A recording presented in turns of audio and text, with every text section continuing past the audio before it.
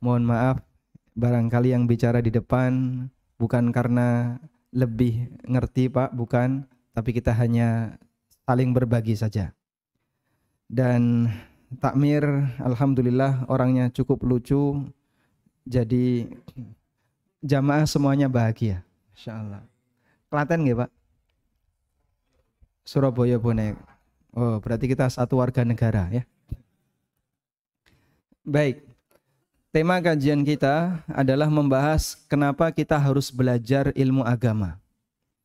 Dan insya Allah nanti akan kita awali terlebih dahulu dengan menyimak firman Allah Subhanahu wa taala seperti yang kami tayangkan di depan, surat Ar-Ra'du ayat 17. Kalau Bapak Ibu bawa mushaf, silahkan dibuka mushafnya. Mushaf ya, bukan HP. Kecuali kalau di HP-nya ada WA ya, wawasan Al-Quran, monggo dibuka. Baik, silahkan dibuka surat Ar-Ra'du ayat 17. Di surat ini atau di ayat ini kita akan melihat bagaimana permisalan yang diberikan oleh Allah Subhanahu wa taala bagi mereka yang belajar ilmu agama dan pengaruhnya dalam kehidupan sehari-hari. Sudah ketemu, Pak? Ayat 17. Sampun? Sudah ketemu? Baik. Sekarang coba kita baca. Allah Subhanahu wa taala berfirman, Anzala minas samaa'i ma'an fasalat awdiyatum biqadariha fahtamala as-sailu zabadan rabiya wa mimma yuqiduna fin-nari alaihi fin-nari batigha'a hilyatin aw mata'in zabadun mithlu kadzalika yadribullahu al-haqqa wal batil fa amma az-zabadu fayadhhabu jufaa'a wa amma ma yanfa'un nas fayamkuthu fil ard kadzalika yadribullahu al-amthal, yang artinya anzala minas sama, Allah menurunkan dari as-sama. As-sama artinya apa? Langit. Allah menurunkan dari langit ma'an, air hujan. Fasalat audiyatum biqadariha, maka lembah-lembah itu terisi dengan air sesuai dengan daya tampungnya. Fahtamala sailu zabadan rabiya, aliran air itu mengangkut zabadan rabiya, mengangkut sampah-sampah ke permukaan. Wa mimma yuqiduna alaihi finnar, dan benda yang dipanaskan di atas api berupa emas maupun perak yang mau dimurnikan dan disingkirkan dari campurannya, mau dipisahkan dengan campurannya, ibtigha'a khilyatin aw mata', dalam rangka untuk mencari emas yang murni. Zabadu mithluh, di situ juga ada kotorannya. Kadzalika yadribullahu al-haqqa wal batil, seperti itulah bagaimana Allah Subhanahu wa taala menjelaskan perbedaan antara kebenaran dengan kebatilan. Fa ammaz zabadu fayadhhabu jufaa'a, adapun bagian kotoran dia dibuang. Enggak ada orang yang kolek kotoran, enggak ada orang yang kolek sampah, tidak ada orang yang dia mengumpulkan kotoran, semuanya dibuang.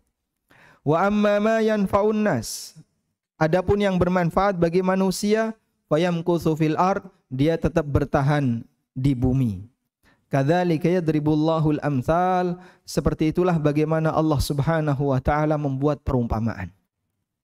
Baik. Salah satu di antara cara Allah Subhanahu wa taala dalam menjelaskan kepada umat manusia tentang ayat-ayatnya, Allah jelaskan dalam bentuk perumpamaan. Sebab perumpamaan itu akan mendekatkan kepada logika manusia sehingga dia bisa memahami lebih maksimal. Meskipun tidak semua orang mampu untuk memahaminya. Karena itu dalam Al-Quran Allah menyebut orang yang paham perumpamaan dalam Quran adalah ciri orang yang berilmu. Orang yang paham perumpamaan dalam Al-Quran adalah ciri orang yang berilmu. Allah berfirman, wa tilkal amthalu nadribuha linnas wa ma ya'qiluha illal alimun. Demikianlah perumpamaan yang aku buat untuk manusia, dan tidak ada yang bisa memahaminya kecuali al-alimun, kecuali orang-orang yang berilmu. Sehingga salah satu di antara indikasi orang yang berilmu menurut Quran adalah paham ayat permisalan yang disebutkan oleh Allah dalam Al-Quran. Makanya kalau misalnya Bapak Ibu ingin mengukur ya, apakah saya termasuk orang yang berilmu dalam Al-Quran ataukah tidak? Bapak Ibu bisa membuka ayat yang berisi tentang permisalan, perumpamaan dalam Al-Quran. Ayatul Amthal, ayat yang berisi tentang Al-Amthal, tentang perumpamaan-perumpamaan dan permisalan dalam Al-Quran. Anda baca, setelah itu silahkan baca terjemahannya. Karena bisa jadi kan beralasan saya tidak bisa bahasa Arab. Baik, baca terjemahannya. Selesai baca terjemahannya, coba buat kesimpulan yang berharga yang bisa Bapak dapatkan dari ayat ini. Kalau kita bisa paham tentang permasalahan itu, alhamdulillah, semoga ini bagian dari tanda Allah menganugerahkan ilmu bagi kita. Tapi kalau ternyata kita gagal paham, Pak, seharusnya kita bersedih. Berarti kita tidak termasuk kategori sebagai orang yang berilmu menurut standar Al-Quran. Karena Allah mengatakan, wa ma ya'qiluha illal alimun, tidak ada yang bisa memahami permisalan itu kecuali orang yang berilmu. Artinya orang yang memiliki pemahaman yang benar menurut standar Al-Quran. Tayyib. Tersebutlah seorang sahabat yang bernama Ka'ab bin Murrah radhiyallahu anhu. Beliau pernah mengatakan, ma marartu bi ayatin fi kitabillah thumma ma fahimtuhu illa hazintu fihi. Apabila saya membaca salah satu ayat dalam kitabullah, lalu saya tidak paham maknanya, maka saya bersedih. Aku sedih. Li'anna Allah yaqul wa tilkal amthalu yadribuha linnas wa ma yaqiluha illal alimun. Demikianlah perumpamaan yang Allah buat untuk manusia, sementara tidak ada yang bisa memahaminya kecuali orang yang berilmu. Sehingga kita kalau Ramadan, Masya Allah, memborong bacaan Quran. Pas Ramadan sehari berapa juz jemaah? Sehari ketika Ramadan berapa juz? Ada yang 1 juz sendirian, ada yang 1 juz tapi urunan. Karena kan bacanya keliling tuh gantian. Yang selesai baca nanti ngopi, ngeteh, makan snack, gantian. Sehingga 1 juz urunan. Tayyib. Ketika orang membaca seperti ini, dia baca dalam jumlah yang banyak, tapi mungkin dia nggak paham isinya. Sebagai muslim yang normal seharusnya bersedih. Cuman karena mungkin kita tidak begitu perhatian, jadi nggak paham sekalipun kita tidak sedih. Makanya terkadang ada orang yang membaca Al-Quran, Al-Quran itu menuding dia padahal dia nggak sadar. Ibarat ada orang yang diajak bicara, menyalahkan orang ini, tapi orang ini karena nggak paham bahasanya sehingga tidak merasa bersalah. Anda misalnya dirasani oleh orang Klaten pakai bahasa Jawa melipis, Pak. Nggak ngerti karena jenengan tidak pernah datang ke sana dan nggak ngerti bahasanya. Mungkin Anda tidak sakit hati. Kenapa? Nggak ngerti. Saya kalau dirasani pakai bahasa Sunda karena saya nggak ngerti ya, saya biarkan aja, saya nggak ngerti.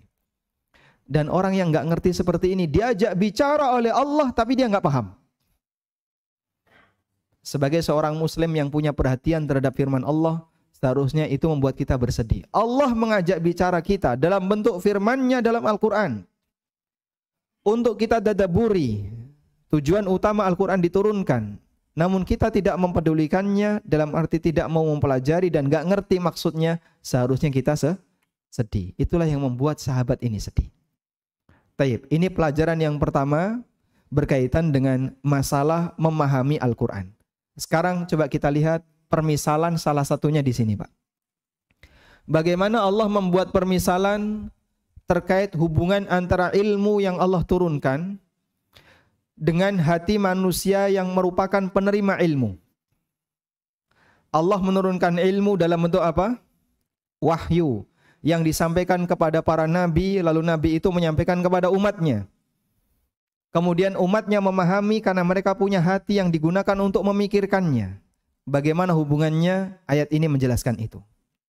Anzala minas sama'i ma'a. Allah menurunkan air hujan dari langit. Dan itulah ilmu. Sebab ilmu ibarat air hujan. Sementara hati kita ibarat tanah yang kita injak ini. Ibarat permukaan bumi. Ilmu ibarat air hujan dan hati kita ibarat tanah. Tanah itu akan bisa jadi subur ketika kapan jamaah? Sering disirami, sering mendapatkan air, sehingga tanah itu akan menjadi tanah yang bisa bermanfaat, ada yang bisa menampung, ada yang bisa menumbuhkan tanaman. Perumpamaan itulah yang diberikan oleh Nabi SAW. Beliau mengatakan dalam hadis riwayat Bukhari, "Mathalu ma ba'athani Allahu bihi minal ilmi wal huda, kamathalil ghaitsil katsir asabat ardon." Coba kita bukakan teks hadisnya.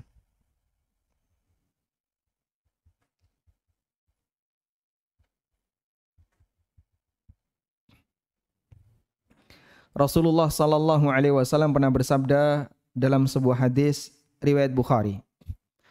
Beliau membuat sebuah perumpamaan. Kelihatan jamaah? Kelihatan ya? Yang penting kelihatan. Bisa baca dan tidak saya bacakan, Pak. Saya tanya kelihatan enggak gitu ya? Bukan terbaca tidak. Rasulullah sallallahu alaihi wasallam bersabda, "Inna mathala ma atani Allahu minal huda wal ilm, kamathali ghaithin asaba ardan." Perumpamaan petunjuk dan ilmu yang Allah berikan kepadaku itu ibarat hujan yang turun di muka bumi. Sehingga ilmu seperti hujan, hati kita seperti apa? Tanah. Fakanat minha ta'ifatun tayyibah. Maka di antara tanah itu ada tanah yang subur. Qabilat dzalika, bisa menerima air. Fa'ambatatil kala'a wal ushba al-katsira. Sehingga bisa menumbuhkan tanaman, rerumputan dan pepohonan yang banyak. Manusia bisa mengambil manfaat darinya. Wa amsakatil ma, dan ada tanah yang dia bisa menampung air seperti danau. Fanafa'allahu bihan nas, sehingga Allah memberikan manfaat dengan air ini kepada masyarakat. Fasyaribu minha wasaqau wazara'u. Ada yang mengambilnya untuk diminum, ada yang digunakan untuk mengairi tanah, dan ada yang digunakan untuk menanam.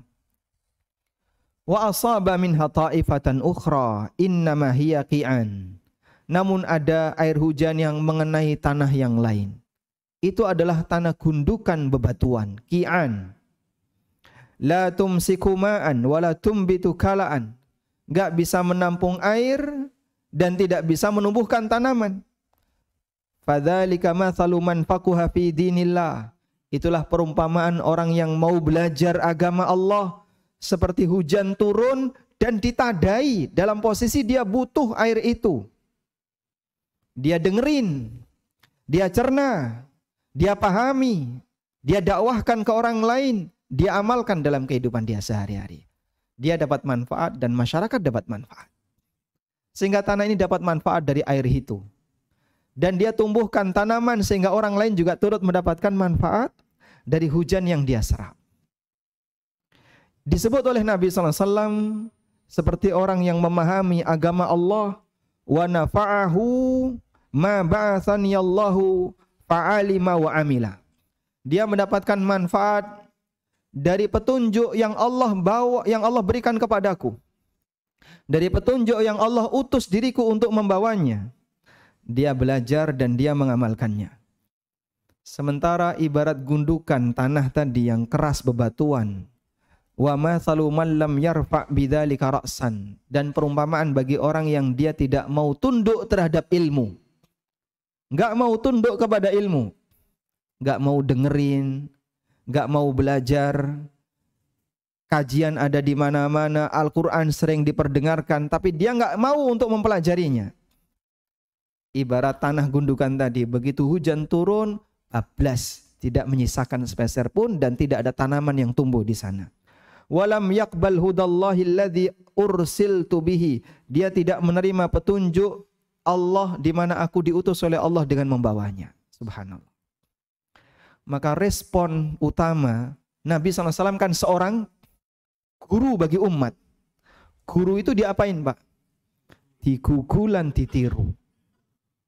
Digugu dalam arti dirungokno, didengerin, diperhatikan penjelasannya, diperhatikan arahannya, itulah digugu. Ditiru dalam arti bagaimana praktek beliau, ditiru dalam pelaksanaan. Sehingga teori itu digugu, prakteknya ditiru. Sebab kadang orang menjelaskan kan butuh praktek real ya. Penjelasannya didengerin, diperhatikan, disimak dengan baik, prakteknya ditirukan. Kesempurnaan seorang yang merespon baik apa yang dibawa oleh Nabi SAW. Dan Allah Subhanahu wa taala akan bertanya, pada saat hamba itu berada di kuburannya, datanglah malaikat mungkar nakir. Salah satu yang ditanya apa, Pak? Siapakah Nabi yang diutus kepadamu? Apabila dia mengikut Nabi SAW, menjadi pengikut Nabi SAW, maka Allah Subhanahu wa taala akan menyelamatkan orang ini. Sebab salah satu di antara yang ditanya oleh Allah adalah madza ajabtumul mursalin? Bagaimana respon kamu terhadap para rasul yang diutus oleh Allah? Berarti orang kalau nggak belajar dengan apa yang dibawa oleh para rasul, kalau bahasa kita kan, guru menerangkan, radirungokno. Guru menjelaskan, tapi tidak diperhatikan, nggak digubris, alias ora digugu. Guru menjelaskan, tapi dia nggak perhatian, berarti kan tidak nggugu itu guru. Oleh karena itu, sebenarnya sudah menjadi hal yang menjadi kewajiban bagi setiap pengikut Nabi Muhammad SAW. Dia harus mempelajari apa yang diajarkan oleh Nabi Muhammad SAW. Baik, sekarang kita kembali ke ayat tadi. Ketika air itu turun di muka bumi, maka lembah-lembah menjadi terisi air. Lalu kotoran itu terangkat. Fahtamalas sailu zabadan rabiyah. Aliran air itu mengangkut kotoran-kotoran ke permukaan. Bapak Ibu, coba diperhatikan ya. Ketika sungai itu dalam musim kering, nggak ada air, yang terlihat di permukaan apa, Pak? Batu, lumpur kering, Pak. Ketika sungai itu kering, yang terlihat di permukaan sungai apa, Pak? Kotoran, Pak. Sampah. Selokan waktu kering, yang terlihat apa, Pak? Kotoran. Sampah domestik, sampah plastik, ranting, dedaunan, dan aneka sampah yang lainnya. Allah memberikan gambaran seperti ini. Hati manusia yang kering ilmu, yang nggak pernah belajar, yang nampak di permukaan adalah kotoran-kotoran. Kotoran batin lebih nampak di permukaan karena dia tidak menghiasi dirinya dengan ilmu agama. Makanya dominan orang yang dia tidak mau diatur dengan baik adalah mereka yang nggak mau belajar. Sehingga kenapa dia berani habis membunuh orang, setelah membunuh nyimpen duit di bunker, habis itu dia dinonaktifkan terus banding. Nah, dia tidak mengaku bersalah, dia tidak merasa bersalah dan seterusnya. Aneka pembelaan dia lakukan karena dia tidak beriman. Sehingga hatinya kotornya itu nampak di permukaan, semua orang sudah menyaksikan dan dia masih merasa tidak bersalah. Saking kotornya karena saking keringnya hatinya dengan ilmu. Sehingga semakin kering hati seseorang terhadap ilmu, semakin keras batinnya, semakin kotor permukaannya. Air itu turun. Pada waktu air turun, ada air bah yang datang. Di saat itu semua kotoran hanyut dengan air bah, naik ke permukaan. Bersihlah sungai itu. Kotoran-kotoran terangkat ke permukaan. Baik. Sampai di potongan fahtamalas sailu zabadan rabiyah. Ini berisi perumpamaan hubungan antara air hujan, hubungan antara air hujan dengan tanah, sebagaimana hubungan antara ilmu dengan batin. Lalu Allah membuat permisalan yang kedua. yaitu permisalan tentang bagaimana menjernihkan emas yang bercampur dengan bahan yang lain. Wa mimma yuqiduna alaihi fin nari ibtigha'a khilyatin aw mata'in zabadu mithlu. Dan perhiasan yang dipanaskan di atas api untuk mencari mana yang jernih, mana yang murni, di situ juga ada kotoran. Ini permisalan yang kedua, yang sebenarnya ini tidak ada kaitannya dengan masalah ilmu. Namun para ulama menjelaskan, perumpamaan orang kayak gini itu seperti suasana kehidupan kita. Manusia itu selalu diuji oleh Allah, dan yang namanya ujian rasanya apa, Pak? Panas. Baik ujian dalam bentuk urusan ekonomi, ujian dalam bentuk kesehatan, ujian dalam bentuk penyakit, ujian dalam bentuk A, B, C, termasuk misalnya ujian ketika terjadi banjir, bencana alam, dan seterusnya. Dari ujian itulah nanti akan nampak siapa yang sabar dan siapa yang suka gersulo. Siapa yang suka dia nggak sabar. Baik, ada banyak sekali ya takmir berantem dengan takmir gara-gara COVID. Di sini terjadi nggak, Pak? Alhamdulillah. Di banyak tempat, yang satu pinginnya A, yang satu pinginnya B, yang satu setuju ini, yang satu nggak setuju ini, tegang itu takmir. Salah satu masjid tidak jauh dari rumah saya di Jogja, sampai ada yang berantem, Pak, antara takmir sama takmir. Wis tuwa kok padu. Gara-garanya apa? Yang satu usulnya ini, yang satu usulnya ini, yang satu minta soft rapot, yang satu minta renggang, yang satu masker, yang satu nggak pakai masker, yang satu pakai hand sanitizer, yang satu nggak setuju itu ada alkoholnya, najis. Waduh. Akhirnya berantem. Subhanallah. Musibah penyakit mendatangkan musibah agama. Sebabnya apa? Orang tidak sabar. Kelihatan mana yang dewasa, mana yang tidak dewasa. Yang satu usul Jumatan, yang satu pingin Jumatan ditiadakan, sampai takmir mengundurkan diri. Kan kemarin banyak kejadian kayak gitu, Pak. Sehingga dengan musibah, orang akan bisa menilai siapa yang lebih dewasa dan siapa yang kurang dewasa. Siapa yang lebih penyabar dan siapa yang kurang penyabar. Ketika manusia dalam hidup normal, dalam keluarganya bisa jadi anteng-anteng saja, tidak ada masalah. Begitu usahanya bangkrut atau dia mendapatkan ujian ekonomi, mulailah tegang antara suami istri. Anaknya bingung mau membela siapa. Bapak harus dihormati, ibu disayangi. Ini berantem gara-gara tegang masalah ekonomi. Kelihatan nanti siapa yang lebih sabar dan siapa yang enggak sabar. Ibarat emas yang bercampur dengan logam yang lain. Untuk mencari emas yang murni dipanasin, Pak. Proses memanaskan emas ini disebut proses fitnah. Disebut proses fitnah. Makanya Allah Subhanahu wa taala jelaskan di sini, seperti ketika orang mau memisahkan emas murni dengan campurannya, dipanaskan di atas api lalu terpisahlah. Yang murni yang ini, yang campuran yang ini.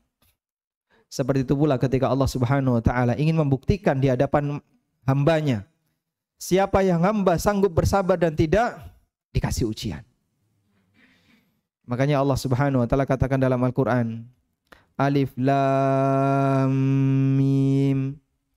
Ahasiban nasu ayyutraku ayyaqulu amanna wa hum la yuftanun. Alif Lam Mim. Apakah manusia menyangka kalau dia bebas ngaku beriman sementara dia tidak diuji? Walaqad fatanna alladhina min qablihim fala ya'lamallahu alladhina sadaqu wa la ya'lamannal kadzibin. Sungguh Allah telah menguji umat sebelum mereka. Sehingga dari situ ada bukti siapa yang jujur imannya dan siapa yang berdusta. Cuman ngeklaim, ngaku sementara tidak terbukti dalam ujian.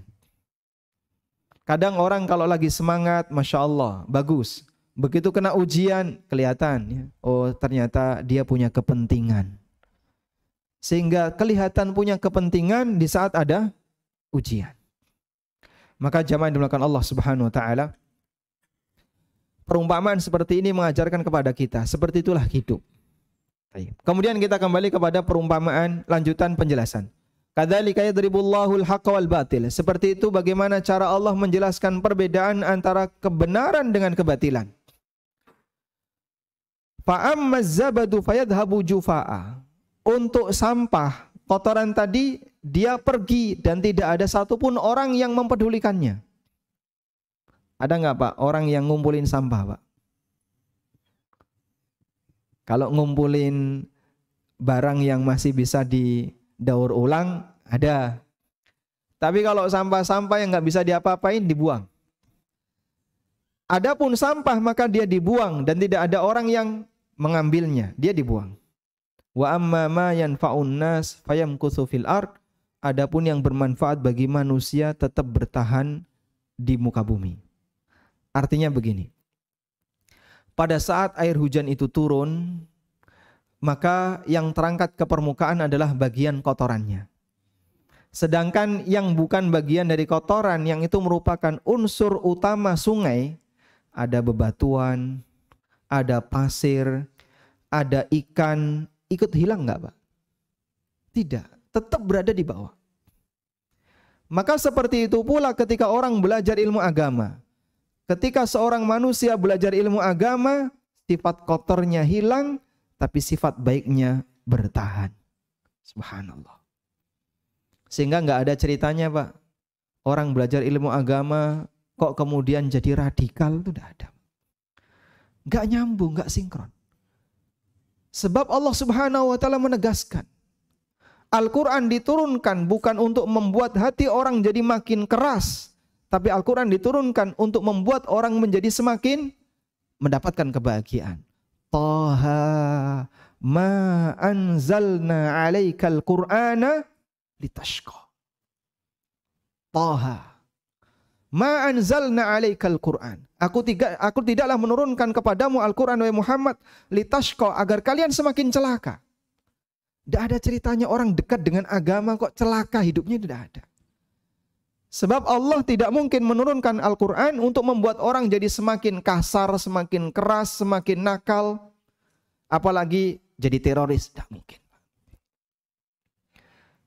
Sebagaimana air hujan yang turun, kemudian lembah itu mengangkat kotoran-kotoran, bagian yang bermanfaat, bebatuan, ikan, pasir tetap bertahan di bawah.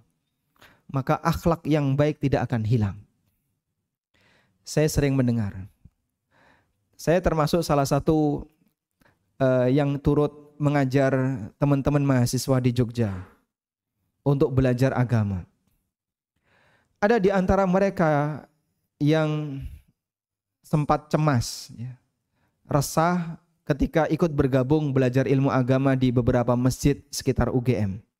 Jadi alhamdulillah Pak, di beberapa masjid sekitar UGM itu ada forum-forum kajian, santrinya mahasiswa UGM.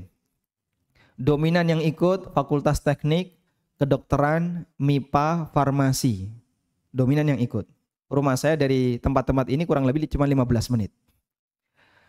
Banyak di antara mereka mahasiswa kedokteran bisa baca Pak, kitab gundul itu bisa. Seperti yang tadi kita baca, mereka bisa baca. Dari proses belajar bahasa Arab, kemudian dilanjut dengan belajar maknani, dilanjut dengan belajar i'rab, sampai akhirnya dia bisa baca. Bahkan bisa menerjemahkan dengan tepat.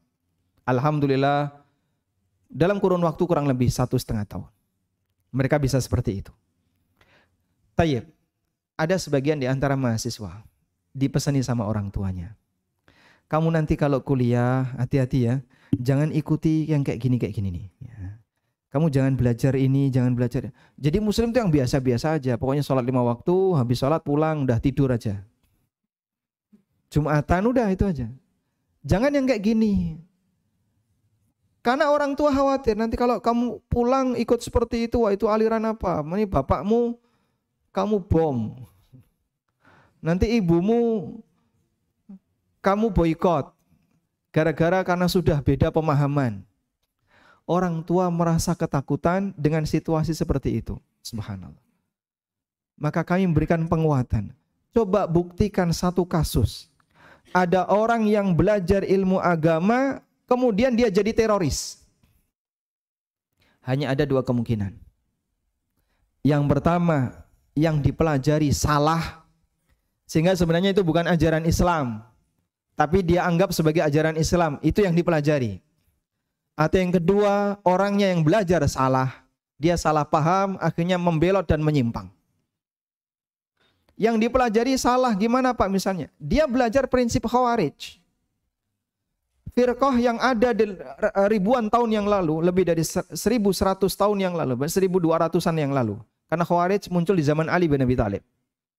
Berarti sekitar tahun 30-an Hijriah. Sehingga dengan zaman sekarang berarti 1400 tahun yang lalu. Sudah ada Khawarij. Pemikiran itu sampai sekarang masih ada Pak. Suka mengkafirkan orang, tapi tidak punya bukti yang kuat. Sehingga prinsip Khawarij yang didefinisikan oleh para ulama, ciri khas Khawarij adalah takfirul muayyan bi ghairi musawwigin syar'i. Mengkafirkan orang lain tanpa ada alasan syar'i yang dibenarkan. Itu prinsipnya Khawarij. Tayyib. Pemikiran itu dari dulu sampai sekarang turun-temurun masih ada yang mempelajarinya. Kalaupun misalnya ada orang di zaman sekarang, dia kelihatannya punya semangat besar dalam belajar ilmu agama, tapi kemudian masuk ke dalam lingkaran ini, mungkin itu yang jadi seperti kasus yang sering kita jumpai. Berarti yang dipelajari apa Pak? Salah materinya. Dia salah materi belajar. Makanya jadi seperti itu. Tapi kalau yang dipelajari adalah ilmu syar'i yang diajarkan oleh para sahabat, kemudian tabi'in, tabi'in, dan begitu seterusnya sampai ulama generasi sekarang, insya Allah ini justru membimbing manusia untuk menjadi orang yang terbaik hidup di muka bumi.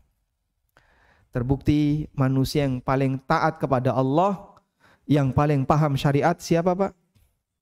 Nabi Muhammad SAW. Beliau adalah manusia yang terbaik. Manusia yang paling terpuji, banyak dipuji oleh Allah dalam Al-Quran dan juga diakui akhlaknya oleh musuh-musuhnya. Musuhnya mengakui akhlak beliau sallallahu alaihi wasallam. Kurang apa lagi?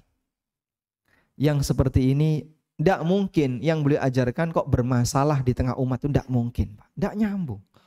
Orang terbaik mengajarkan sesuatu bermasalah itu tidak mungkin. Maka penganut Nabi Muhammad SAW adalah mereka yang berusaha untuk menjadi manusia terbaik sebagaimana beliau.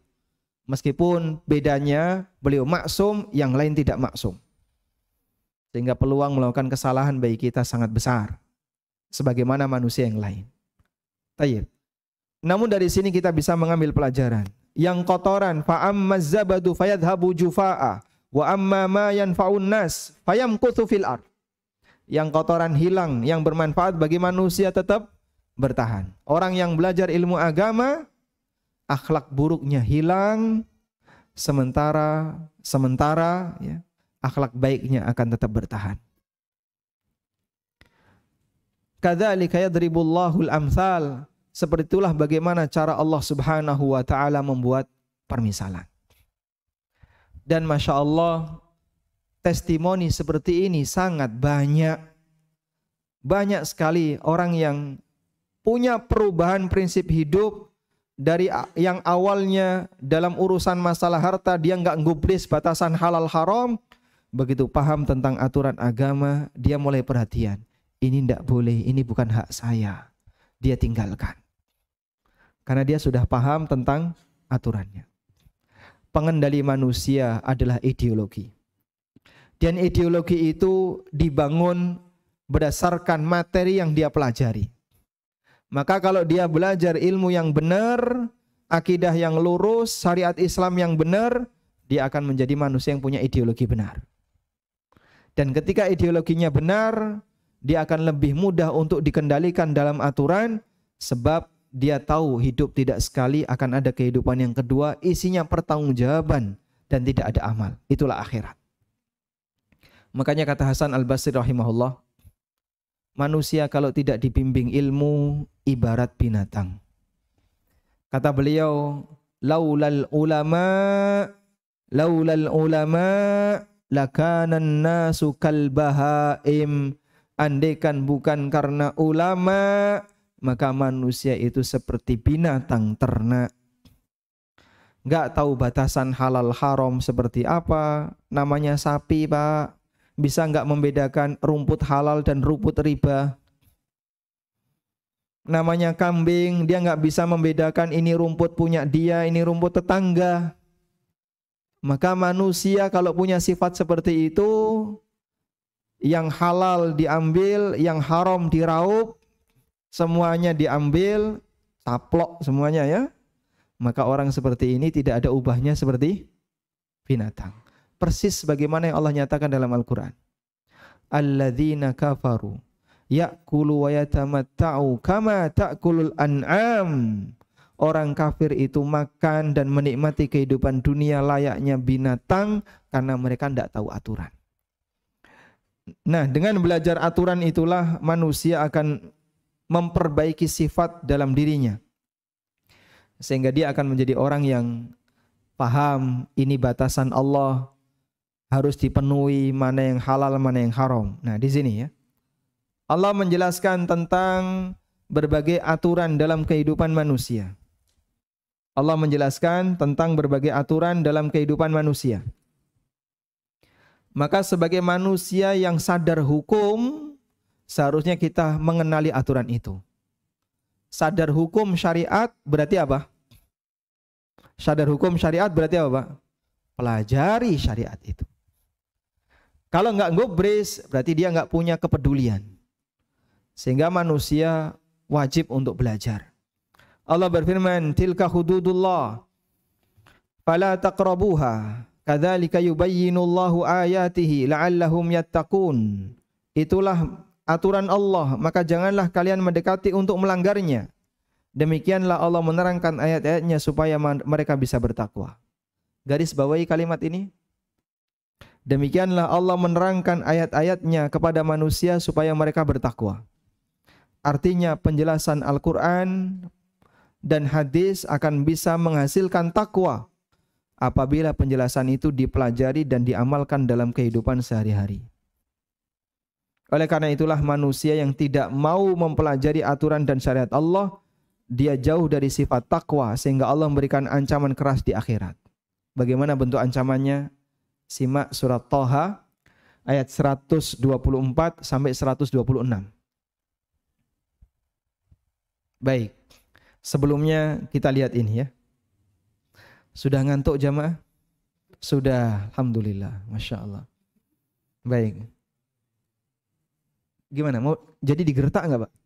Oh, masya Allah. Nah, ada air mineral, Pak? Nah, itu fungsinya dua, Pak ya. Yang pertama untuk diminum, yang kedua untuk nanti mukanya bisa dikasih air dikit biar seger ya. Tayyib. Kajian kita sampai jamaah ngantuk. Nanti kalau jamaah ngantuk selesai kita aja ya. Gimana? Setuju? Baik. Coba kita bahas ini dulu, Pak. Ada penjelasan tentang makna zikrullah. Zikrullah di sini kalau dalam bahasa kita kan bentuknya frase ya. Kalau dalam bahasa Arab disebut jumlah idhofah. Jumlah idhofah. Kalau dalam bahasa kita jumlatul idhofah itu kalau dalam bahasa kita namanya frase. Frase itu kalau dalam bahasa Arab jumlah idhofah terdiri dari dua, mudhof dan mudhof ilaih. Kata satu, kata pertama, dan kata kedua. Namanya mudhof dan mudhof ilaih. Kata yang pertama disebut mudhof, kata yang kedua disebut mudhof ilaih. Ini namanya mudhof, yang ini mudhof ilaih. Baik. Dalam bahasa kita frase terdiri dari dua kata. Kadang D, M. Kadang M, D. Masih ingat pelajaran SD, Pak? Masih ya? D artinya apa, Pak? Diterangkan. Kalau M, menerangkan. Baik. Hafal ya? Baik. Jadi dalam frase itu pasti seperti itu. Nah, ulama membahas ini. Kalimat zikrullah. Dalam kalimat zikrullah, saya tulis di sini ya. Dalam kalimat zikrullah,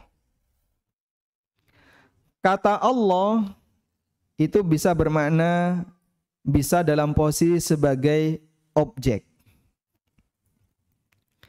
Maka makna kata zikrullah adalah menyebut nama Allah dalam kalimat-kalimat thayyibah. Sehingga zikrullah di mana kata Allah mudhaf ilaihnya, frasanya menjadi MD, menerangkan, diterangkan, jadi objek ya. Maka maknanya adalah berzikir dengan membaca kalimat apa tadi? Berzikir dengan kalimat thayyibah. Misalnya kita mengucapkan subhanallah, alhamdulillah, Allahu akbar dan aneka kalimat thayyibah yang lainnya. Baik. Ini zikrullah di mana kata Allah berposisi sebagai frase objek. Yang kedua, kata Allah sebagai subjek. Dengan menggunakan pendekatan kata Allah sebagai subjek, maka makna zikrullah adalah zikir yang diturunkan, oleh Allah. Dan zikir di sini artinya peringatan. Zikir di sini maknanya adalah peringatan. Sehingga zikrullah untuk makna yang kedua artinya adalah peringatan yang Allah turunkan. Dipahami di sini? Baik. Sehingga makna zikrullah ada dua. Mana yang pertama? Memperbanyak mengucapkan kalimat thayyibah, berzikir kepada Allah. Mana yang kedua? Zikrullah mana yang kedua adalah mempelajari peringatan yang diturunkan oleh Allah. Karena itulah Jumatan dalam Al-Quran Allah sebut dengan apa? Zikrullah. Jumatan dalam Al-Quran Allah sebut dengan zikrullah. Ya ayyuhalladzina amanu idza nudiya lis-salati min yaumil jumu'ati fas'au ila zikrillah. Kalau sudah terdengar adzan Jumat, maka bersegeralah menuju zikrullah. Yang dimaksud bersegeralah menuju zikrullah artinya apa, Pak? Bersegeralah menuju Jumatan. Ke masjid untuk menghadiri Jumatan. Baik, sekarang coba kita lihat. Dalam kegiatan Jumatan yang dilakukan itu apa, Pak? Membaca Yasin berjamaah atau tahlil berjamaah atau kegiatannya apa? Mendengarkan khutbah. Sehingga khatib menyampaikan penjelasan. Makmum semuanya diam, tidak boleh ada satu pun yang bicara, tidak boleh ada yang main-main, dengerin tuh khatib. Allah sebut kegiatan ini dengan zikrullah. Berarti zikrullah Jumatan itu untuk zikrullah makna yang mana? Mana yang mana? Yang pertama atau yang kedua? Yang kedua. Sehingga fas'au ila zikrillah maknanya adalah bersegeralah menuju Jumatan untuk mendengarkan peringatan yang diberikan oleh Allah yang disampaikan oleh khatib. Allah sebut itu dengan zikrullah. Baik. Nah, sekarang kita akan beralih ke sini. Allah Subhanahu wa taala berfirman, "Wa man a'rada 'an dzikri." Barang siapa yang berpaling dari zikri. Apa yang dimaksud dengan zikri di situ? Siapa yang berpaling dari peringatanku? Apa yang dimaksud berpaling dari peringatanku di situ? Ada dua makna. Bisa maknanya gak mau zikir alias gak gelem ngibadah. Artinya tidak mau beribadah. Wa man a'rada 'an dzikri, siapa yang tidak mau beribadah kepadaku. Salat enggak mau, puasa enggak mau, zikir enggak mau, ibadah dia enggak mau. Maka orang ini berpaling dari zikrullah jenis yang pertama. Bisa juga maknanya wa man a'rada 'an dzikri, barang siapa yang berpaling dari peringatan yang aku turunkan, alias gak gelem sinau. Tidak mau mempelajari agama. Fa inna lahu ma'isyatan dhanka, maka dia akan mendapatkan kehidupan yang sempit. Wa nahsyuruhu yaumal qiyamati a'ma, dan kami akan bangkitkan dia di hari kiamat dalam kondisi buta. Qala rabbi lima hasyartani a'ma. Terjadi dialog antara dia dengan Allah. Ya Allah, kenapa engkau bangkitkan aku dalam kondisi buta? Wa qad kuntu basira, padahal dulu aku bisa melihat. Maka dijawab oleh Allah, qala kadzalika atatka ayatuna fanasitaha. Karena dulu telah datang ayat yang kami turunkan kepadamu, masjid itu tinggal beberapa langkah. Tinggal naik kendaraan, akses untuk kajian gampang, tinggal ngeklik sudah bisa nonton YouTube. Kayak gitu kok masih enggak mau untuk ngerungokno, enggak mau dengerin. Wa kadzalikal yauma tunsa. Maka pada hari ini, yaitu hari kiamat, kau dilupakan, enggak digubris. Hukuman pertama dibuat buta. Sehingga orang yang tidak peduli dengan aturan Allah, mereka yang tidak mau mempelajari aturan Allah, salah satu di antara hukuman kerasnya ini. Waliyadzubillah. Baik. Karena itu, orang yang berpaling dari aturan Allah karena tidak mau mempelajarinya, tidak mempedulikannya, akan mencari aturan yang lain. Setidaknya dia mengikuti hawa nafsunya. Al-Hafidz Ibnu Katsir mengatakan, a'radu anhu wa tanassa, berpaling dari aturannya dan meninggalkannya. Wa akhadha min ghairihi hudahu, dan dia mengambil selain petunjuk Allah Subhanahu wa taala. Dia ngikuti hawa nafsu. Sebab yang namanya manusia itu pasti ngikuti, Pak. Kalau enggak ngikuti Quran, ngikuti hawa nafsu. Kalau dia tidak mengikuti kebenaran, pasti dia akan mengikuti kebatilan.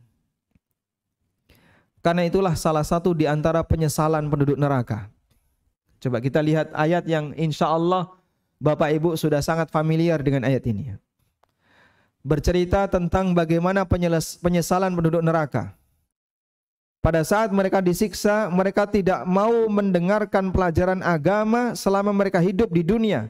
Mereka tidak mau mengamalkannya dan tidak mau belajar. Wa qalu law kunna nasma'u aw na'qilu ma kunna fi ashabis sa'ir. Fa'tarafu bidzambihim. Fasuhqan li ashabis sa'ir. Wa qalu, mereka mengatakan, law kunna nasma'u, andaikan dulu di dunia aku gelem ngrungokno, masih mau mendengarkan ilmu yang disampaikan. Ceramah didengerin. Subhanallah, dalam waktu 1 pekan Pak, hadir kajian tidak pernah.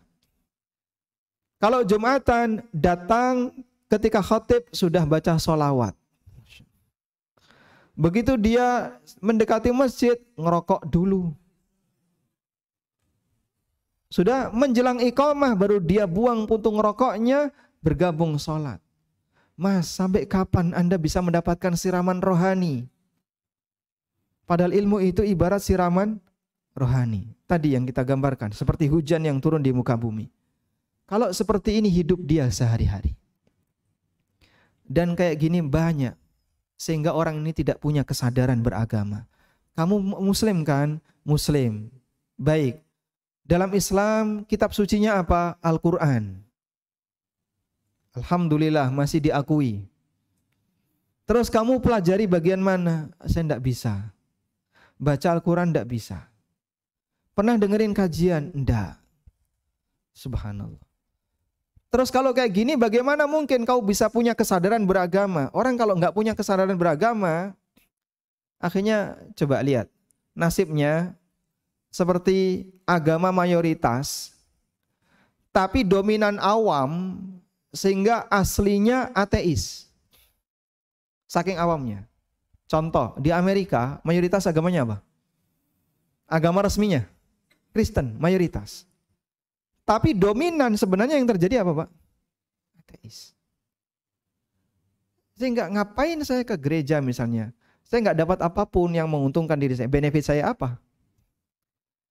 Akhirnya mereka ya sampai mendekat gereja di pantai untuk barangkali menampung siapa yang berenang dengan pakaian ya seadanya aja lah, nggak apa yang masuk, yang penting masuk. Sampai ada pendekatan kayak gitu, Pak. Perjuangan yang dilakukan oleh orang Nasrani di Amerika untuk mengembalikan orang-orang yang awam beragama. Sehingga banyak di antara mereka kadang ngerti Injil aja enggak pernah buka, Pak. Saking awamnya. Muslim mau bernasib seperti itu. Karena saking awamnya beragama. Lambat laun jadilah dia Muslim tanpa masjid, tanpa Quran. Muslim tanpa masjid dan Muslim tanpa kitab suci. Karena orang yang sudah meninggalkannya tidak pernah gubris, nggak pernah mau belajar, apalagi mengamalkan. Dalam mindset dia, yang penting jadi Muslim dia Jumatan, sholat 5 waktu selesai. Tayyib. Orang seperti ini berbahaya. Andaikan dulu dia mau mendengarkan, mau menyimak kajian, bisa jadi penyesalannya seperti yang disebutkan oleh Allah di surat Al-Mulk ayat 10.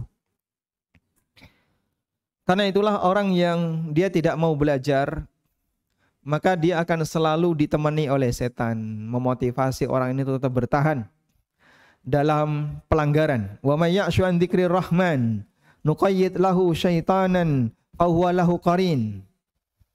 Barang siapa yang berpaling dari pelajaran Ar-Rahman, yaitu Al-Quran, maka kami akan adakan baginya setan yang menyesatkan. Maka setan itulah yang menjadi teman yang dekat bagi dia. Sehingga karena dia jauh dari agamanya, awam dari agamanya, akhirnya malah ditemani setan. Berdasarkan hal itu semua, maka syariat memerintahkan kita untuk belajar. Kalau tidak ngerti, tanya. Fas'alu ahlad dzikri in kuntum la ta'lamun. Bertanyalah kepada orang yang tahu jika kamu tidak tahu. Walhamdulillahirabbil alamin. Bagian terakhir ya. Nabi SAW menyebut ini. Talabul ilmi faridatun ala kulli muslim. Belajar ilmu agama adalah kewajiban bagi setiap muslim. Nah, sekarang saya mau nyampaikan ini. Sudah ngantuk belum? Kalau udah ngantuk lapor ya. Yang ngantuk tolong lapor dulu baru ngantuk ya. Tayyib. Ilmu ada 3 tingkatan. Yang pertama, ilmu yang statusnya wajib ain. Ilmu yang statusnya wajib ain. Apa ilmu wajib ain? Ilmu yang wajib dipelajari oleh setiap manusia, setiap umat. Kalau enggak tahu gimana Pak? Dosa. Kalau enggak tahu dia berdosa. Karena setiap orang harus tahu ini. Contohnya apa? Ilmu bagaimana cara sholat, ilmu tentang bagaimana cara wudhu, ilmu tentang bagaimana cara mandi junub, ilmu tentang bagaimana cara tayamum. Enggak ngerti, dosa dia. Ada orang yang sampai putune 5 orang ngerti mandi junub. Ada jamaah, subhanallah. Waliyadzubillah. Saya tidak berbicara untuk non muslim, kita bicara orang muslim, Pak. Sampean wis diputu sakmono iki kok ora ngerti mandi junub itu. Enggak pernah junub apa, Pak? Jadi ada manusia yang dia sama sekali itu tidak ngerti tentang bagaimana cara wudhu yang benar, tentang bagaimana cara mandi junub yang benar, tentang bagaimana cara tayamum, tidak ngerti dia. Tayyib. Ilmu yang apabila orang tidak tahu dia berdosa. Baik, sekarang ya, kewajiban orang yang punya harta itu apa? Bayar zakat. Saya tes boleh? Boleh ya? Saya tes ya. Sebutkan nilai nisab zakat. Berapa? 85 gram emas. Dalilnya apa? Tidak tahu ya. Pokoknya kata orang kayak gitu ya saya ikuti kata itu. Dalilnya hadis Ali bin Abi Thalib, riwayat Abu Dawud. Yaitu 20 dinar. Jadi 20 dinar itu nisab emas sama dengan 1 dinar kan 4/4 gram emas. Jadi dikalikan 4,25 gram. Totalnya 85 gram emas. Orang kalau sudah memiliki tabungan senilai 85 gram emas wajib bayar zakat. 85 gram emas itu Pak kalau dikonversi ke rupiah berapa? Ya kurang lebih 80 juta. Ya, anggaplah misalnya 80 juta. Sekarang bingung dia, cara ngitung 80 juta itu gimana Pak? Tolong Anda hitung zakat. Tidak bisa dia, tidak ngerti Pak saya. Ngitung zakat tidak tahu. Subhanallah. Bapak kan punya kewajiban zakat. Betul. Kenapa nggak bisa ngitung zakat? Saya nggak pernah belajar itu. Baik, kalau begitu tolong dipelajari. Saya ketemu orang, termasuk pejabat. Jangan tanya gajinya di atas UMR atau enggak Pak. Jadi pada waktu itu saya sedang ngisi workshop tentang fikih zakat. Lalu beliau diundang untuk menyampaikan pembukaan, keynote speaker. Selesai beliau memberikan pembukaan, menyampaikan sambutan, lalu beliau duduk, ya, beliau duduk di forum itu, pingin ikut satu sesi. Akhirnya di satu sesi saya sampaikan penjelasan sampai kurang lebih jam 10. Udah break pertama. Saya sampaikan penjelasan tentang bagaimana cara ngitung komponen harta yang wajib dizakati. Karena kan tidak semua ya. Cara ngitungnya kayak gini, ada nisab, ada haul, kemudian komponen yang dizakati apa saja dan seterusnya. Selesai penjelasan itu, break jam 10. Duduk, saya bersama beliau. Bilang, baru pertama saya ngerti kayak gini. Subhanallah. Usianya 60 tahun. 61 atau 62. Sekitar itu. Baru pertama saya ngerti kayak gini. Terus saya tanya, lah Bapak biasanya kalau bayar zakat gimana? Nggak tahu Mas, saya itu pokoknya ada masjid butuh tak kasih, panti asuhan butuh tak kasih, siapa butuh tak kasih, udah. Terus niatnya Bapak apa? Ya pokoknya ngasih aja. Berarti Bapak nggak punya niat bayar zakat. Amal tanpa niat ulama sepakat tidak terhitung sebagai amal itu. Sebatas mengeluarkan duit tanpa ada niat zakat tidak dihitung zakat dengan sepakat ulama. Makanya seperti ini butuh apa Pak? Belajar. Ya. Sehingga kalau seorang muslim dalam posisi dia nggak bisa untuk bagian ilmu wajib, jangan dibiarin Pak. Istiqomah di atas kebodohan itu nggak boleh. Ini saya butuh, berarti saya harus tahu. Bapak mau umroh harus belajar tentang bagaimana cara umroh. Dan Masya Allah, semangat muslim belajar itu hanya di dua bentuk ibadah. Umroh dan haji. Gelem itu datang manasik sampai 3 kali 4 kali. Ustadz bilang apapun amin. Orang yang paling penurut itu terhadap aturan agama jamaah haji dan umroh. Disuruh ini mau, dia disuruh ini mau. Subhanallah. Yang nggak pernah ngerambah masjid, yang nggak pernah datang ke masjid, begitu haji dan umroh, gimana Pak? Rebutan soft di Masjidil Haram. Meskipun ketika balik ya balik lagi Pak. Seperti kebiasaan aslinya. Apakah hanya ini kita jadi orang saleh? Enggak. Kita beribadah kepada Allah di mana Pak? Dimanapun. Sebab kita jadi hamba Allah dimanapun. Tuhan yang kita sembah di Mekah sama dengan Tuhan yang kita sembah di Indonesia.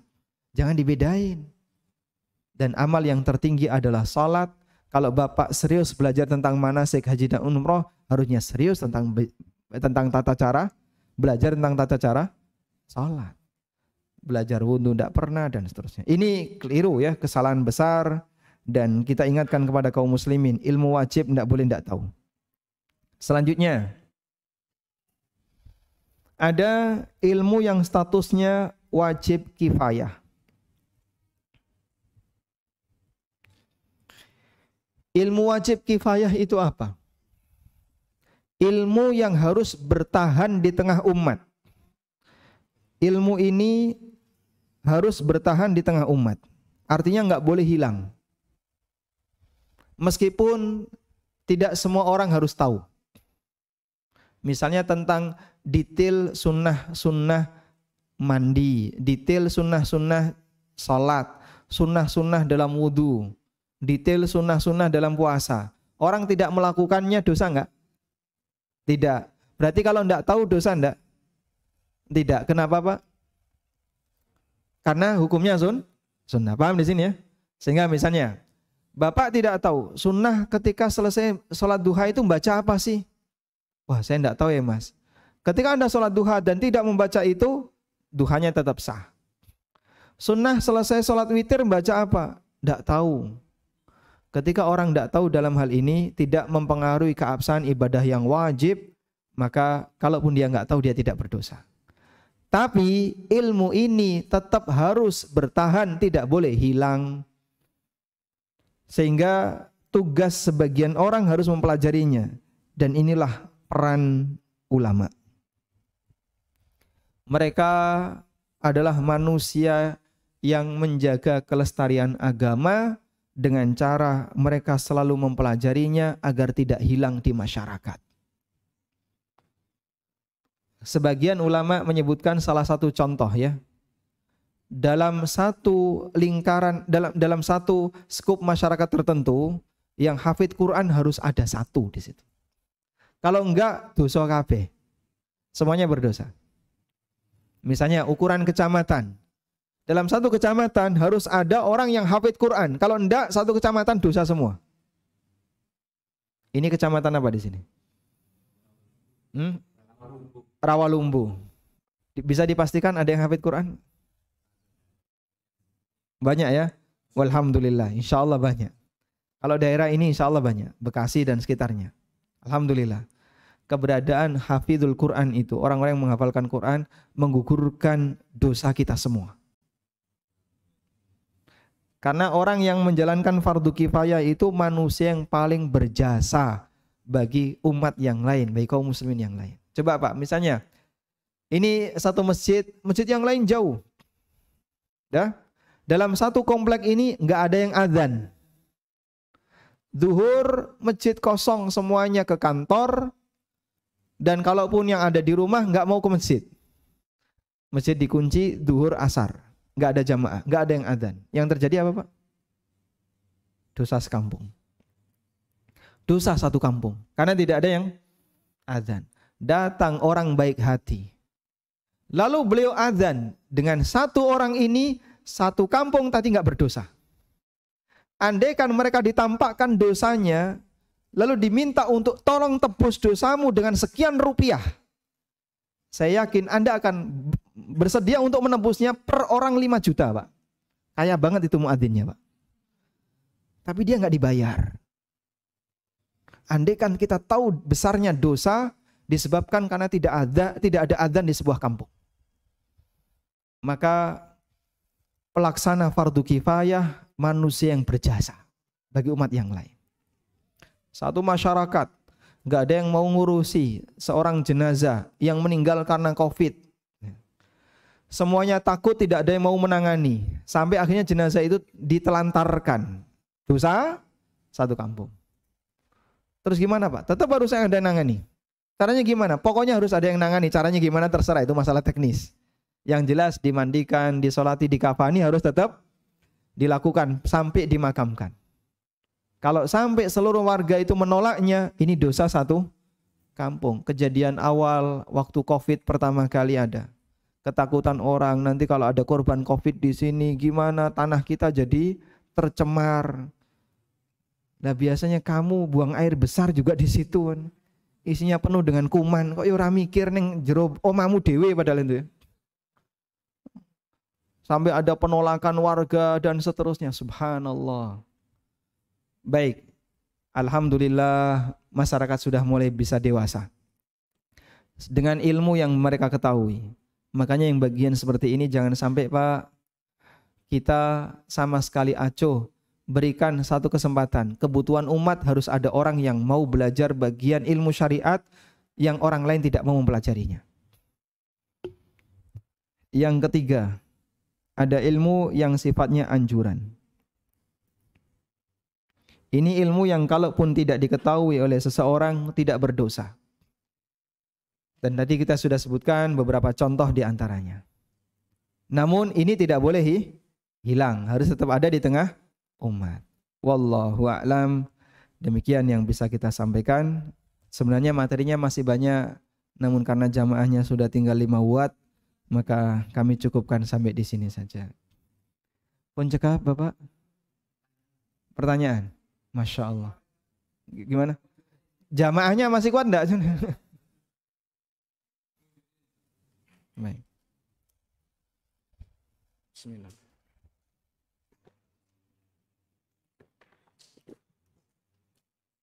Bapak dan Ibu yang bertanya, usahakan korelasinya dengan Alhamdulillah. luas dan tolong ditulis di kertas sambil menunggu ada yang menulis. Ada pertanyaan berkaitan sama ini. Bagaimana menjelaskan kepada Masya Allah. nanti kalau saya tahu ilmunya, maka ya udah nggak usah tahu. Masya Allah. Bingung ini. Nanti kalau saya tahu ilmunya, saya untuk mengamalkan.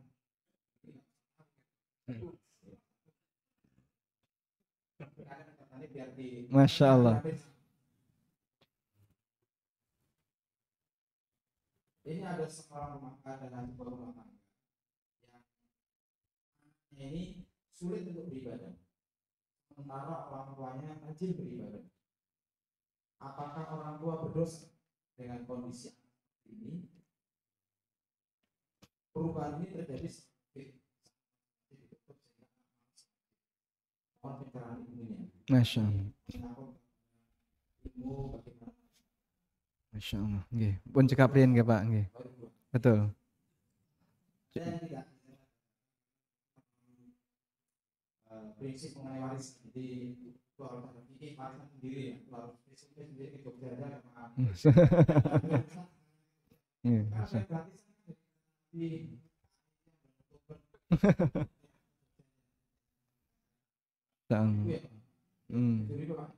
Insya Allah. Mau tanya nyari gratisan dulu ya. Baik, atau dua dulu ya. Dua dulu. Baik. Bagaimana kalau ada orang yang dia nggak mau belajar dengan alasan nanti kalau tahu jadinya saya wajib mengamalkan. Mending nggak tahu. Karena kalau nggak tahu kan nggak wajib mengamalkan. Hakikatnya sebenarnya orang seperti ini bukan nggak tahu tapi tidak mau tahu. Dan berbeda antara orang yang tidak tahu dengan orang yang tidak mau tahu. Orang musyrikin juga seperti itu Pak. Mereka itu takut mendengarkan Al-Quran. Karena mereka khawatir kalau nanti saya mendengarkan Al-Quran terpengaruh dengan Quran. Akhirnya mereka memilih jangan dengerin Quran. Sampai mereka mengatakan ini ya. Allah sebutkan di surat Fussilat ayat 26. Wa qala alladhina kafaru la tasma'u li hadzal Qur'an walghaw fihi la'allakum taghlibun. Orang kafir mengatakan, la tasma'u li hadzal Qur'an. Wis rasa dirungokno itu Quran. Enggak usah didengerin. Walghaw fihi, udah dibuat acuh aja, enggak usah dipedulikan. Ora usah digubris. Walghaw fihi itu kalau dalam bahasa Jawa paling gampang ya. Ora usah digubris itu Quran. Kesampingkan aja itu Quran. La'allakum taghlibun, nanti kalian akan menjadi orang yang menang. Sehingga biar kita nggak terganggu kebiasaan yang kita lakukan, biar aktivitas kita nggak terganggu, jangan didengerin tuh Quran dah, biarin aja, jangan didengerin. Subhanallah. Seperti ini cara orang kafir saling menguatkan untuk menghindari Al-Quran. Sebab banyak kasus ketika orang mendengarkan Quran kepincut, tertarik dengan bacaan yang diberikan Nabi SAW, akhirnya masuk Islam. Banyak seperti itu. Seperti Raja Najasyi ya. Pada waktu beliau meminta kepada kaum muslimin yang hijrah ke negaranya, apa yang kalian bawa? Ja'far bin Abi Thalib. Ja'far bin Abi Thalib ini siapa? Hah? Saudaranya Ali, anaknya Abu Thalib. Abu Thalib pamannya Nabi SAW. Maka Ja'far itu sepupunya, sepupu Rasulullah SAW, saudaranya Ali. Jadi Abu Thalib itu punya banyak anak. Ada 2 anak yang diasuh Satu oleh Nabi sallallahu alaihi wasallam, yang satu diasuh oleh Abbas. Untuk meringankan beban Abu Thalib, Ali bin Abi Thalib diasuh oleh Rasulullah sallallahu alaihi wasallam, dan Ja'far ini diasuh oleh Abbas bin Abdul Muttalib. Abbas dengan Abu Thalib saudara kandung, saudara. Sehingga Abbas mengambil Ja'far untuk diasuh. Nah, Ja'far ini dutanya Nabi sallallahu alaihi wasallam untuk menghadap Raja Najasyi. Lalu oleh Ja'far dibacakan firman Allah Subhanahu wa taala. Kaf ha ya ain sad. Dzikru rahmati rabbika 'abdahu Zakaria idz nada rabbahu nidaan khafiyya.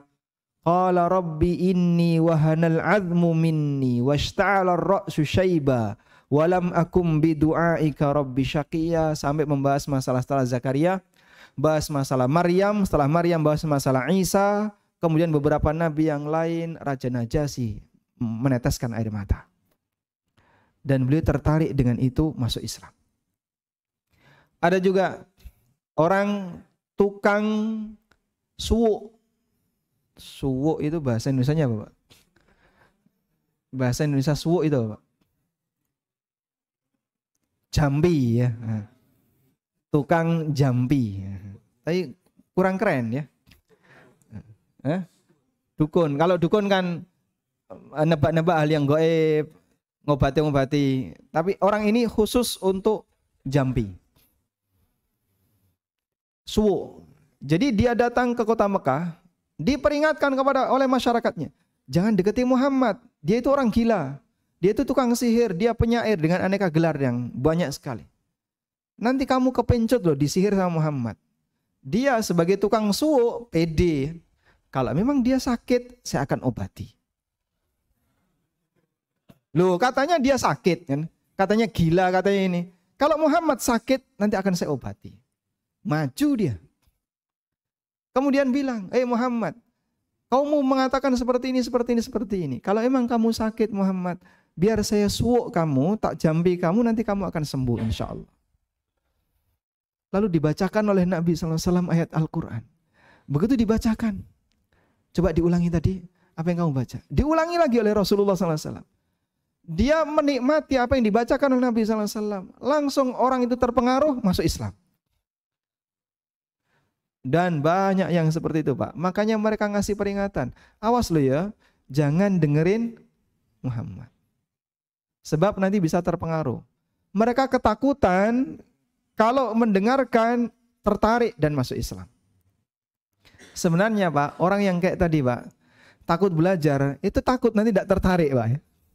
Kalau tertarik nanti mengamalkan. Kalau mengamalkan dia nggak sanggup, nggak kuat. Sebab apa Pak? Ini urusan dapur ya Pak. Kalau kemudian saya ngerti kan terus tak tinggalkan. Masalah pendapatan ini nanti bisa menimbulkan beda pendapat. Dia menghindar. La haula wala quwata illa billah. Taha ma anzalna 'alaikal Qur'ana litashqa. Coba dengerin Pak.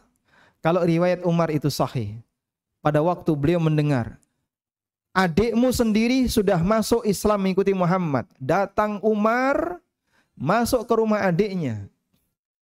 Lalu dia minta untuk dibacakan ayat Al-Quran yang baru dibaca oleh adiknya. Dibacakan ayat ini. Ma anzalna 'alaikal Qur'ana litashqa illa tadhkiratan liman yakhsha. Allah tidak menurunkan Al-Quran untuk membuat kamu semakin celaka. Illa tadhkiratan liman yakhsha. Al-Quran merupakan peringatan bagi orang yang masih memiliki rasa takut. Tanzilan mimman khalaqal arda was samawatil ula. Ar-Rahmanu 'alal arsy istawa. Dengan beberapa ayat itu luluh hati Umar. Seberapa keras sih hati kita dibandingkan gunung, Pak? Padahal Allah katakan, "Lau anzalna hadzal Qur'ana 'ala jabalin la ra'aitahu khashi'a mutasaddian min khasyatillah." Gunung saja bisa lebur gara-gara Al-Qur'an. Masa hati manusia enggak bisa? kecuali orang yang dia menghindar dan tidak mau tahu. Manusia seperti ini sudah masang barier ya. Dia masang tabir yang kuat. Dia masang tameng, gak mau mendengarkan. Dia tutup telinganya. Ibarat perumpamaan yang tadi sudah kita singgung ya. Di kajian pagi di surat Al-Baqarah ayat berapa tadi? Allah Subhanahu wa taala berfirman di surat Al-Baqarah ayat 19. Au kasayyibin minas sama fihi dhulumatun wa ra'dun wa barq.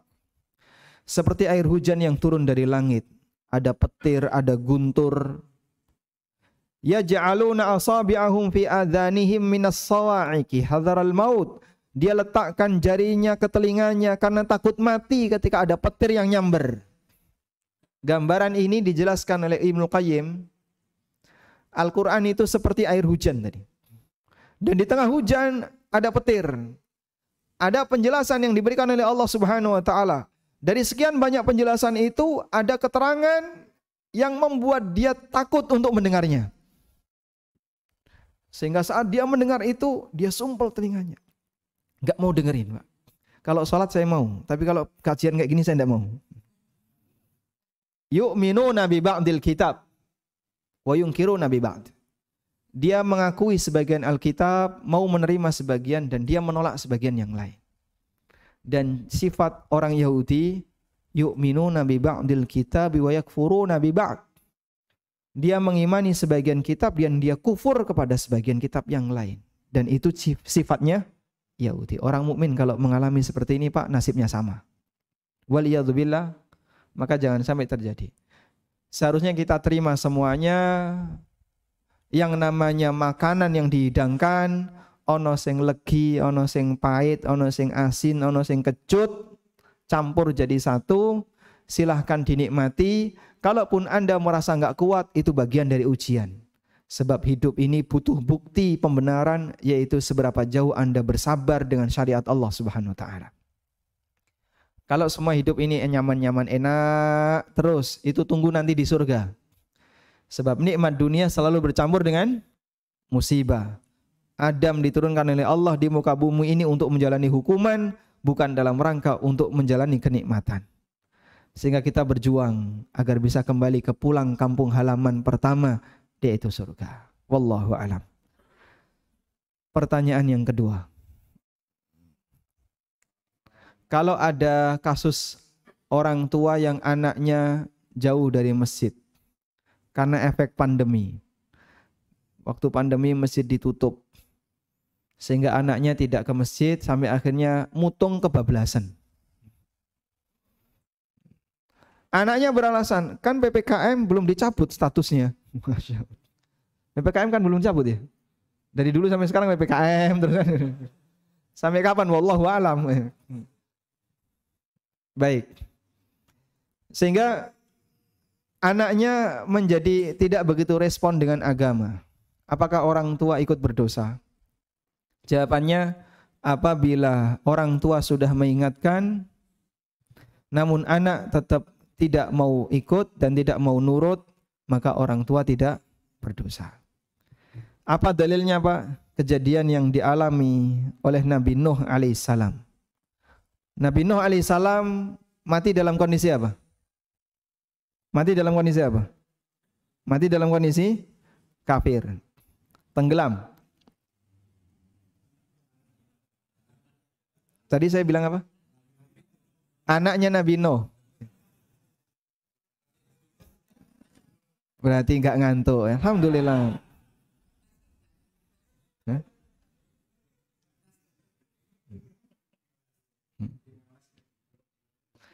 Allah berfirman, ini ngeles bukan ngetes ya. Allah Subhanahu wa taala berfirman, menawarkan kepada anaknya, wa nada Nuhun. Coba ini di ayat surat Hud ayat 42 ya. Surat Hud 42. Wa hiya tajri bihim fi maujin kal jibal. Perahu itu berlayar, bihim membawa para penumpang, fi maujin dalam ombak yang kata Allah kal jibal tingginya ombak itu seperti gunung. Fi maujin kal jibal, ombak yang tingginya seperti gunung. Wa nada Nuhun, anaknya Nuh masih hidup. Dipanggil oleh Nuh. Wa kana fi ma'zilin, dan dia berusaha untuk menghindari air, berada di tempat yang tinggi. Ya bunayyar kam ma'ana, wahai putraku, ikut bersamaku, naiklah bersamaku. Wala takun ma'al kafirin, dan jangan menjadi orang kafir. Qala, maka anaknya ini mengatakan, sa'awi ila jabalin, aku akan naik ke gunung yang lebih tinggi lagi.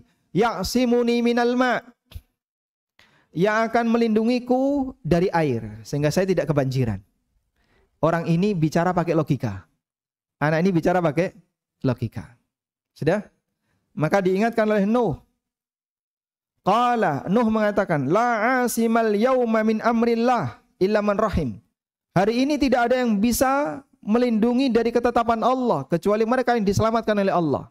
Nuh bicara pakai wahyu. Anaknya bicara pakai logika. Nabi Nuh bicara pakai wahyu. Apa logika anak? Saya akan naik ke gunung yang sangat tinggi sehingga saya tidak kena banjir. Nuh mengatakan, tidak ada yang bisa menyelamatkan siapapun kecuali Allah di hari ini. Itu wahyu. Sekarang kita bicara hasil. Satu bicara logika, yang kedua bicara wahyu, kita lihat hasil. Wahala bainahumal mauju fakana minal mughraqin. Lalu keduanya ditutupi dengan ombak, terpisah dengan ombak, fakana minal mughraqin, anaknya ini tenggelam. Itulah hasilnya. Sehingga kadang ada orang yang ketika didakwai dia ngeyel pakai logika, lalu sang ustadz memberikan jawaban pakai penjelasan syar'i. Nanti coba kita lihat hasilnya. Sebab yang namanya hidup ini semuanya tidak bisa mengacu kepada logika. Kalau semuanya harus mengacu kepada logika, logika A dengan logika B sama atau beda? Terus logika siapa yang mau dipakai? Wong logika beda. Tapi kalau wahyu kan satu, tidak mungkin berbeda. Tayyib. Sehingga Nabi Nuh alaihissalam dalam posisi anaknya mati tenggelam, kafir. Apakah Nuh berdosa, Pak? Apakah Nabi Nuh berdosa? Tidak. Beliau tetap jadi nabi yang mulia. Meskipun punya anak yang mati kafir. Karena itu, Pak, jika ada kejadian orang tua yang sudah mengingatkan anaknya dengan maksimal, tapi ternyata anaknya tetap membeling, tidak mau nurut, tetap nakal, tidak mau diajak kompromi, maka orang tua tidak salah. Yang salah adalah sang anak, dan dalam hal ini orang tua bebas dosa insyaallah ta'ala. Wallahu a'lam. Puncak apa? Udah 2:30 atau gimana? Satu lagi? Baik.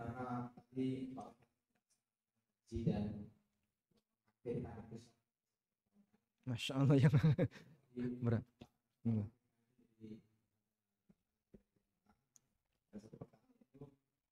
Kalau kita ini sudah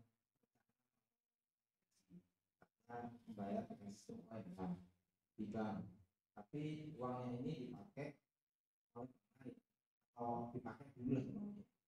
Sama yang satu lagi mungkin hampir sama dengan jawaban, yaitu yang mengenai dalam suatu keluarga itu ada uangnya yang mempunyai golongan tertentu yang mengkafir-kafirkan gitu. Bagaimana kewajiban si orang ini mengingatkan keluarganya? Itu hampir sama jawabannya seperti yang ya biarkan aja orang kita sudah berusaha. Meskipun ini mungkin orang tuanya yang punya golongan tertentu yang suka. Rasanya juga jawab. Ya. Berarti nggak usah dijawab ya? Oh, ya, baik. Iya.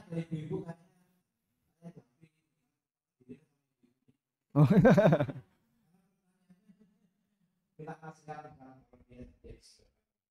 Oh gitu. Kami serahkan ke takmir kalau kayak gini, Pak.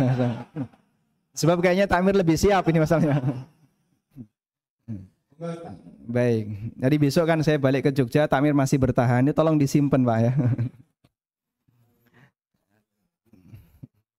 Berkaitan dengan ONH, kemudian dimanfaatkan. Setahu saya kalau yang memanfaatkan calon haji tidak bisa, Pak ya. Sehingga kita kalau sudah mendaftar porsi haji ONH dengan bayar 25 juta, rekening itu nggak bisa diotak-atik. Saya ada BSI untuk transaksi dan ada BSI ONH. Dan BSI ONH itu kosong, kalau saya dibuat transaksi dia nggak hilang, ngilang dia. Karena memang rekening itu nggak bisa diotak-atik. Ada saldo mengendap 25 juta, tapi diapa-apain nggak bisa. Kalau kejadiannya seperti itu Bapak, berarti sebenarnya pemanfaatan itu bukan di pihak kita. Cuman kalau pertanyaannya begini, jika kita sudah store ONH senilai 25 juta dengan antrian yang wallahu a'lam sampai kapan kita akan berangkat, apakah masih hidup atau tidak, enggak tahu ya. Begitu daftar kan wallah tawakal ala Allah gitu aja Pak ya. Di Bekasi berapa tahun? Kayaknya lebih ya. 20-an ya, 25 tahun. Di Jogja sekitar 22 tahun. Saya ikut Klaten karena KTP saya Klaten itu sekitar 19-an tahun, jadi masih lebih pendek. Alhamdulillah. Ya semoga nanti bisa ngejar usianya. Wallahu a'lam. Nah. Jadi yang kami ketahui pemanfaatannya itu dilakukan oleh pemerintah misalnya. Nah, kalau pertanyaannya kayak gini, bagaimana hukumnya pemerintah memanfaatkan dana itu? Sementara itu adalah dana kaum muslimin yang mengendap di rekening haji. Para asatidzah sempat membahas ini dan nampaknya mereka berbeda pendapat. Sebab mereka memiliki cara pandang yang berbeda-beda terkait status dana haji itu. Turunannya adalah apakah kita wajib menzakati atau tidak.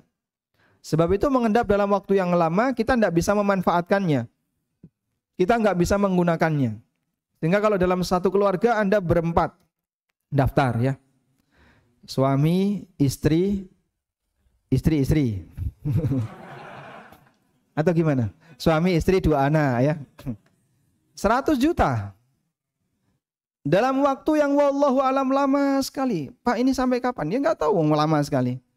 Apakah harus dizakati? Itu 100 juta Pak, di atas 80-an. Wajib dizakati atau tidak? Nah itu pembahasan itu sempat dikaji oleh para asatidzah dan mereka beda pendapat. Ada yang mengatakan nggak wajib dizakati. Ada yang mengatakan wajib dizakati. Jadi intinya pertanyaan seperti yang disampaikan tadi, bagaimana hukumnya? Ini masih di ranah khilaf. Ada yang mengatakan yaitu hak pemerintah, silahkan. Dan ada yang mengatakan sebenarnya pemerintah tidak berhak. Sehingga seharusnya itu adalah dana milik umat Islam yang seharusnya ditahan sebagai dana wadiah. Wallahu alam, itu yang saya ketahui berkaitan dengan posisi ONH. Baik. Kemudian mengenai pertanyaan posisi orang tua yang beliau punya akidah menganggap selain kelompoknya keluar dari Islam. Kalau ketemu yang seperti ini bagaimana Pak? Kalau ketemu yang seperti ini, mungkin Anda akan sulit untuk menembus, memberi nasihat kepada dia. Kenapa? Lah anaknya dikafirkan kok gimana? Nasihat dari orang kafir gak diterima Pak. Anaknya dikafirkan. Dan di Indonesia, saya paham kelompok ini yang mana ya. Kelompok ini sempat pecah ya. Dan yang hijrah, yang meninggalkan kelompok ini Masya Allah banyak sekali. Karena kelompok ini tuh punya prinsip begini. Ilmu itu harus punya sanad. Harus punya sanad. Dan sanad itu harus bersambung, muttasil. Dan muttasilnya harus mangkul. Melalui proses mangkul. Maka sering disebut dengan jamaah musnad mangkul muttasil. Kalau tidak seperti ini, ilmunya batal. Ilmunya batal, Pak. Karena ilmunya batal, maka amalnya batal. Nek amale batal, podo karo ora tau beramal, sama dengan tidak pernah beramal. Oleh karena itu, dia keluar dari Islam. Udah? Akhirnya jamaah ini mengutus 3 kader terbaik yang pernah belajar di pusatnya yang ada di Kediri, Jawa Timur. Diberangkatkan ke kota Mekah untuk mencari sanad sambungan dari pendirinya. Mencari itu. Berangkatlah 3 kader terbaik, dan 3 kader terbaik ini semuanya sudah pernah mampir di ANB Channel. Alhamdulillah ketemu saya dan kita podcast di situ ya. Berangkatlah ke Mekah. Sampai di Mekah, usaha mereka adalah untuk mencari sanad tadi. Ternyata mereka terpengaruh dengan akidah Ahlussunnah. Ngerti sebenarnya aliran yang dia ikuti adalah menyimpang. Pulang ke Indonesia, tidak menampakkan diri kalau sebenarnya dia sudah membawa akidah yang baru Ahlussunnah.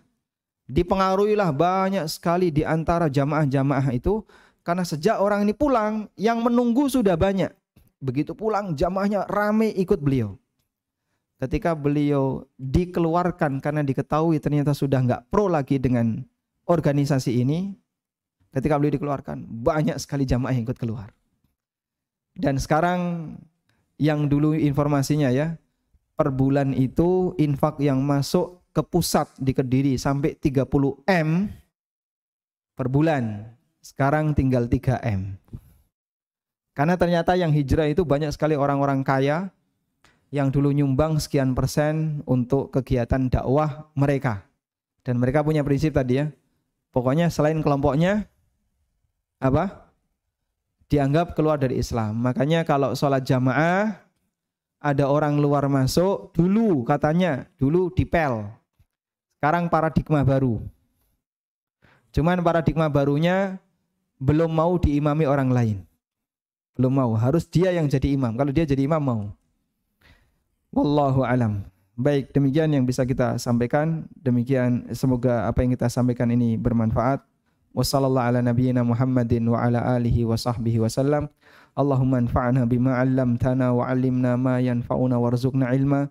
Allahumma inna nas'alukal huda wat tuqa wal afafa wal ghina. Rabbana atina fid dunya hasanah wa fil akhirati hasanah wa qina adzabannar.